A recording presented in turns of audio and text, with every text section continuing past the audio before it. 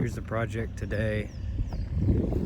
Little pond here, you can kind of see the indentation. This dam is there, comes around here.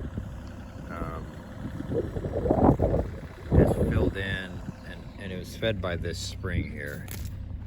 So it's kind of dry right now, but the spring is running a little water, but it's running down the hillside here. So I'm gonna clean out the pond a little and fix the dam over there, the spillway, and then kind of trench this so that it'll run into the pond. That's the goal. Start with kind of trying to fix up the spillway.